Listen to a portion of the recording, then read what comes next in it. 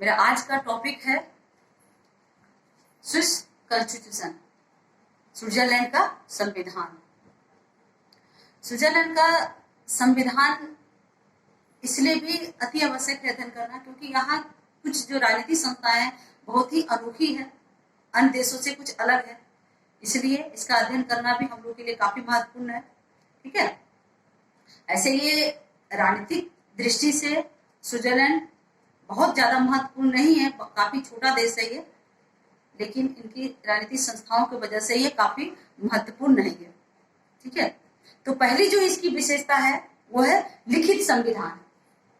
पहली जो इसकी विशेषता है वो क्या है?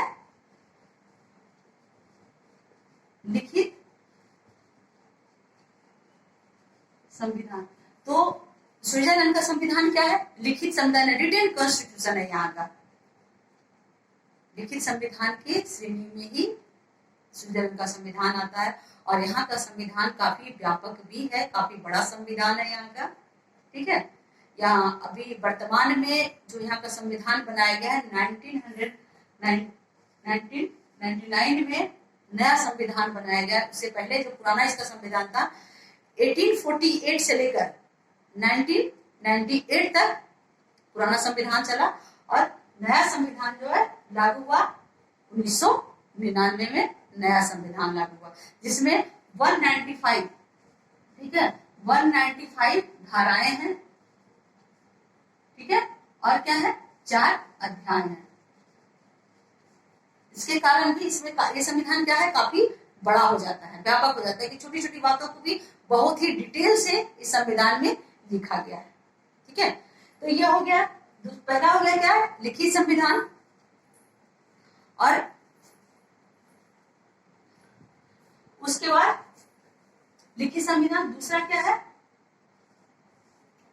दूसरा आता है इसका प्रत्यक्ष, ये कठोर संविधान। ठीक है, दूसरा है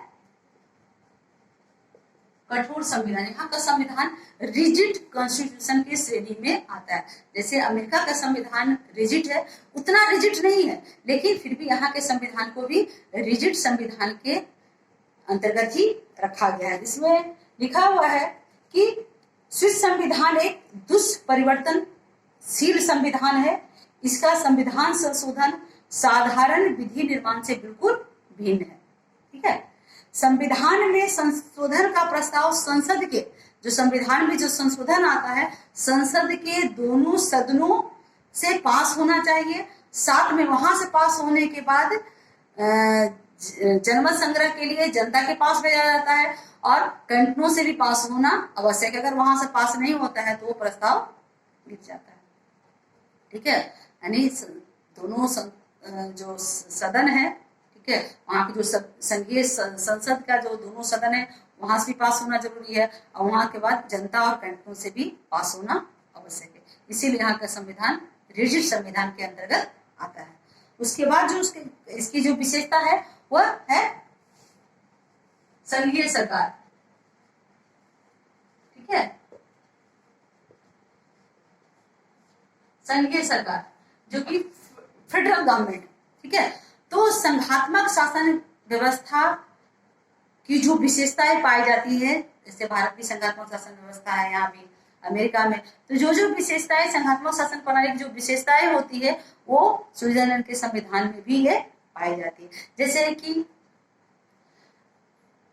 केंद्र सरकार, राज्य सरकार ने शक्तियों का विभाजन किया हुआ है। ठीक है, संघात्मक शासन व्यवस्था में क्या होता है? सरकार 2 स्तरों में काम करती है, 2 या 3 स्तरों में। यहाँ भी 2 स्तरों में सरकार कार्य करती है, केंद्र सरकार और राज्य सरकार। ठीक है, और इसके अलावा राज्यों को भी, यहाँ की जो कैंटन है, यहाँ के राज्य को क्या कहा जाता है? कैंटन कहा जाता है। कैंटनों को भी अलग संविधान बनाने का अधिकार है। जैसे कि अमेरिका में क्या, राज्यों का भी अलग संविधान है और संघ सरकार का भी संविधान है। तो यहाँ भी ये विशेषता पाई जाती है कि राज्यों को भी संविधान बनाने का अधिकार है। और जो ऊपरी जो सदन होता है, ठीक है, जो संघीय सरकार की जो विशेषता होती है, ऊपरी सदन में सदस्य, राज्यों से जो सदस्य भेजे जाते हैं ऊपरी सदन में, ठीक है, वहां भी राज्यों को बराबर का प्रतिनिधित्व दिया गया है। यहाँ भी राज्यों से 2 प्रतिनिधि चुनकर जाते हैं ऊपरी सदन में। वहां के ऊपरी सदन को सीनेट कहा जाता है। ठीक है, बिल्कुल अमेरिका के जैसा ही वहां भी प्रतिनिधि सभा है और सीनेट है।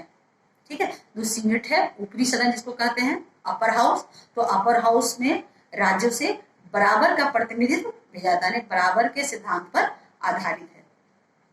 ठीक है, तो ये सब विशेषताएं क्या है, एक संघात्मक शासन व्यवस्था कई विशेषता होती है, एक विशेषता यहाँ भी पाई जाती है। इसीलिए यहाँ कहा गया है यहाँ के सरकार क्या है, संघीय सरकार है। ठीक है, उसके बाद जो विशेषता है वो क्या है, प्रत्यक्ष लोकतंत्र। ठीक है,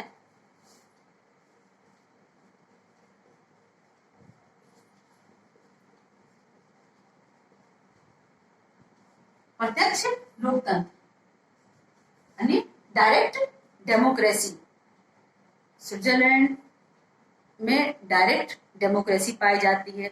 बाकी देशों ने यानी विश्व के अन्य देशों ने जो इसको अव्यवहारिक मानकर इसको त्याग कर चुके हैं। ठीक है, लेकिन स्विट्जरलैंड में आज भी प्रत्यक्ष लोकतंत्र माना जाता है। इसीलिए इसको कहा जाता है, स्विट्जरलैंड को प्रत्यक्ष लोकतंत्र का घर कहा जाता है इसको, स्विट्जरलैंड को, क्योंकि विश्व में कहीं भी प्रत्यक्ष लोकतंत्र नहीं है। प्रत्यक्ष लोकतंत्र कहने का मतलब जनता कानून निर्माण में डायरेक्ट रूप से भाग लेती है। जनसभाओं में इकट्ठा होकर सभी मिलकर कानून निर्माण में भाग लेते हैं। जबकि अप्रत्यक्ष लोकतंत्र में क्या होता है, अप्रत्यक्ष लोकतंत्र में जनता डायरेक्ट भाग नहीं लेती है, उनके प्रतिनिधि कानून निर्माण में भाग लेते हैं। लेकिन यहाँ जनता डायरेक्ट रूप से भाग लेती है कानून निर्माण में।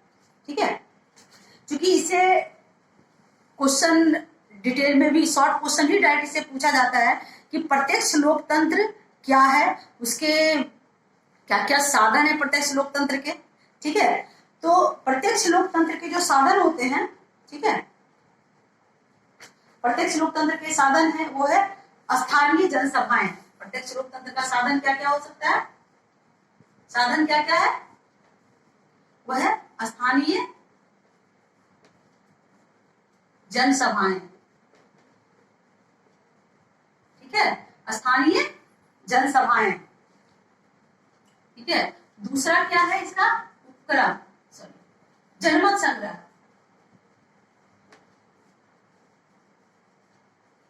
जनमत संग्रह है। और तीसरा क्या है,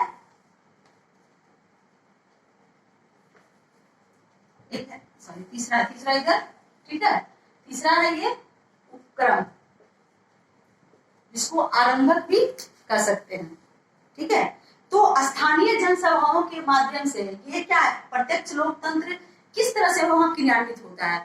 तो ये 3 साधन थे और इन 3 साधनों के माध्यम से आज भी स्विट्जरलैंड में प्रत्यक्ष लोकतंत्र पाई जाती है। लेकिन ये भी ध्यान रखना है कि प्रत्यक्ष लोकतंत्र आज है, लेकिन स्विट्जरलैंड के पूरे कैंटनों में प्रत्यक्ष लोकतंत्र नहीं है। स्विट्जरलैंड में 20 ठीक है 20 पूर्ण कैंटन है और 6 अर्ध कैंटन है। ये भी ध्यान रखना है, कितना है, 20 पूर्ण कैंटन है और 6 अर्ध कैंटन है।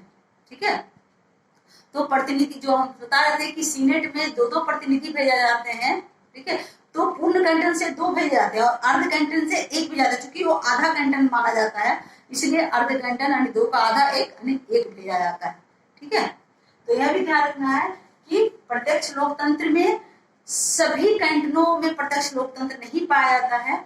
1 पूर्ण कैंटन में और 3 ठीक है 3 अर्ध कैंटनों में प्रत्यक्ष लोकतंत्र आज भी पाई जाती है। ओके, तो पहला क्या इसका जो साधन दिया हुआ है, स्थानीय जनसभाएं। ठीक है, तो स्थानीय जनसभाओं के माध्यम से क्या होता है, व्यक्ति एक जगह उपस्थित होकर कानून निर्माण में भाग लेते हैं।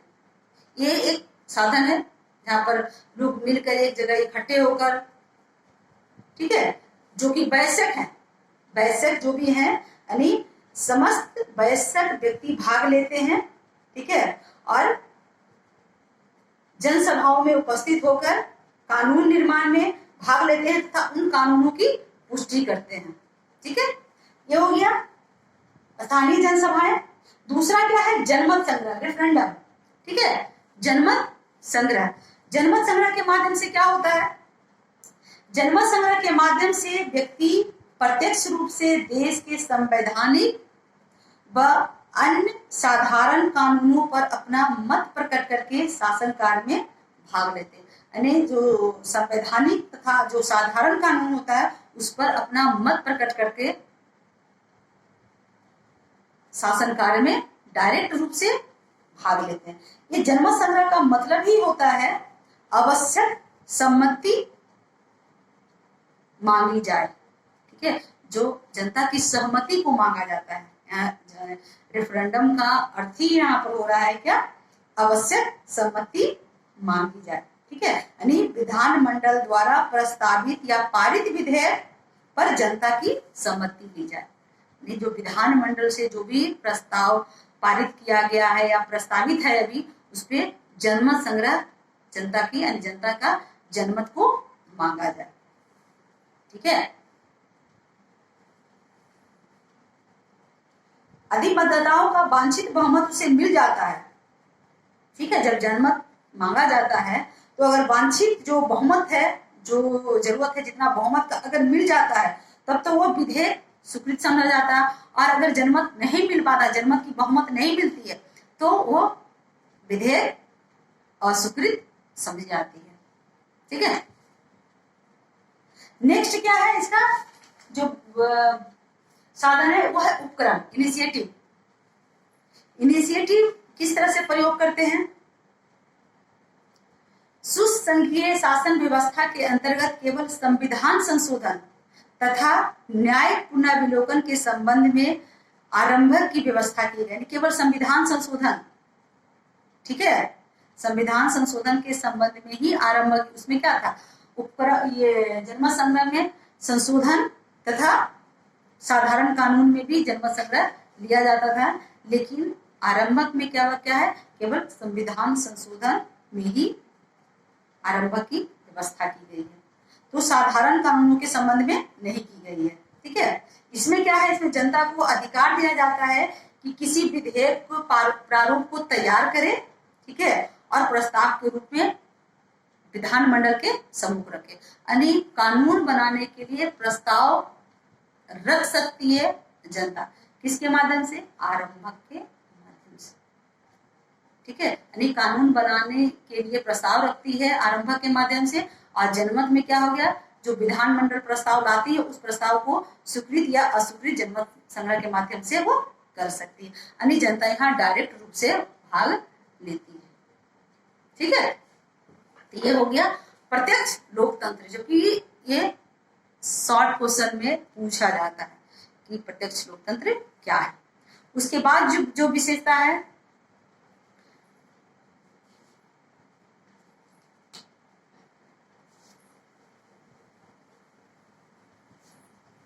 वो है सीमित न्यायिक पुनर्विलोकन का अधिकार। ठीक है, यहाँ क्या है,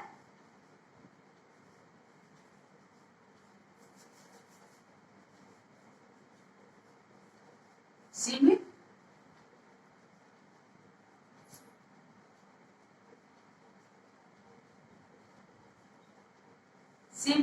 न्यायिक पुनर्विलोकन का अधिकार दिया गया वहां के सर्वोच्च न्यायालय को।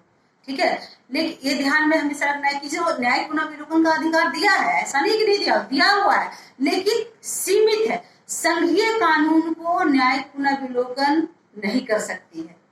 वहां का जो न्यायालय है वो संघीय कानून को न्यायिक पुनर्विलोकन के आधार पर कानून को असंवैधानिक घोषित नहीं कर सकती है, जबकि हाई कोर्ट के ये जो कैंटनों के जो कानून है उनको न्यायिक पुनर्विलोकन कर सकती है। और वो अगर संविधान के अनुसार, संविधान के प्रोसीजर को फॉलो करते हुए कानून नहीं बनाया गया है तो उस कानून को असंवैधानिक घोषित सुप्रीम कोर्ट कर सकती है। यानी क्या हो गया, limited judicial review of federal sphere, यानी फेडरल स्फीयर में जुडिशियल रिव्यू लिमिटेड दिया गया है। ठीक है, फेडरल जो कानून है, लॉ है, उस पर जुडिशियल रिव्यू नहीं कर सकती है। ओके, उसके बाद जो इसकी विशेषता है वह है यहाँ न संसदनात्मक व्यवस्था है और न अध्यक्षात्मक व्यवस्था है। ठीक है, यहाँ क्या है, coordination of parliamentary and presidential form of government, यानी दोनों को मिक्स है। यहाँ पर दोनों की विशेषता को यहाँ पर अपनाया गया है। जैसे संसदनात्मक शासन व्यवस्था में क्या है विशेषता, कि कार्यपालिका व्यवस्थापिका के प्रति उत्तरदायित्व होती है, तो ये व्यवस्था यहाँ भी रखा गया है। लेकिन वहाँ संसदनात्मक शासन प्रणाली में क्या होता है कि उनका जो कार्यकाल क्या होता है निश्चित नहीं होता है, वो व्यवस्थापिका पर डिपेंड करता है। वो अविश्वास प्रस्ताव लाकर कार्यपालिका को भंग कर सकती है। ठीक है, वही यहाँ जब देखते हैं स्विट्जरलैंड में, तो यहाँ पर कार्यपालिका को फिक्स कार्यकाल दिया गया, यानी अध्यक्षात्मक शासन प्रणाली का विशेषता यहाँ पर लाया गया है। ठीक है, कि कार्यकाल इनको फिक्स किया गया। उत्तरदायित्व तो है, कार्यपालिका क्या है, विधायिका के प्रति उत्तरदायित्व है, व्यवस्थापिका के प्रति उत्तरदायित्व है, लेकिन अविश्वास प्रस्ताव लाकर सरकार को नहीं गिरा सकती है, यानी कार्यकाल क्या हुआ यहाँ पर निश्चित है। यानी उत्तरदायित्व का विशेषता संसदनात्मक शासन प्रणाली वाली, और कार्यकाल का जो फिक्स है वह अध्यक्षात्मक शासन प्रणाली की विशेषता ली गई। ठीक है, वही हम जब देखते हैं और भी क्या है, तो संसदनात्मक शासन प्रणाली में क्या होता है, पार्लियामेंट्री सिस्टम में जो कार्यपालिका होती है विधानमंडल का ही सदस्य होती है। ठीक है, कार्यपालिका क्या होती है, विधानमंडल का ही सदस्य होती है, जिसको यहाँ स्विट्जरलैंड में नहीं अपनाया गया है। यहाँ पर कार्यपालिका क्या होती है, विधानमंडल का सदस्य नहीं होती, जबकि वो विधानमंडल के कार्यों में, उनके बैठकों में वो भाग लेती है। जो कि अमेरिका में क्या है कि विधानमंडल क्या होता है, कार्यपालिका विधानमंडल का कोई कनेक्शन नहीं है, कार्यपालिका विधानमंडल का सदस्य नहीं होती है, लेकिन और साथ में ही बैठकों में भाग भी नहीं लेती है। जबकि स्विट्जरलैंड में क्या है कि कार्यपालिका विधानमंडल का सदस्य नहीं होती है, लेकिन वो कार्यों में, यानी विधानमंडल के जो बैठक होती है उसमें भाग लेती है। तो कहने का मतलब दोनों का कोऑर्डिनेशन है। कुछ संसाधनात्मक शासन प्रणाली की विशेषता को अपनाया गया है और कुछ विशेषता अध्यक्षात्मक शासन प्रणाली को रखा गया है। ठीक है, यानी दोनों को बुराइयों को हटाकर उनकी विशेषताओं को, उनकी खूबियों को स्विट्जरलैंड ने अपनाया। ठीक है, ये थी इनकी विशेषता। यहाँ दोहरी नागरिकता प्राप्त है, यहाँ के नागरिकों को अमेरिका के में भी जैसे दोहरी नागरिकता प्राप्त है, यहाँ के भी नागरिक को दोहरी नागरिकता प्राप्त है। ये थी इनकी विशेषता।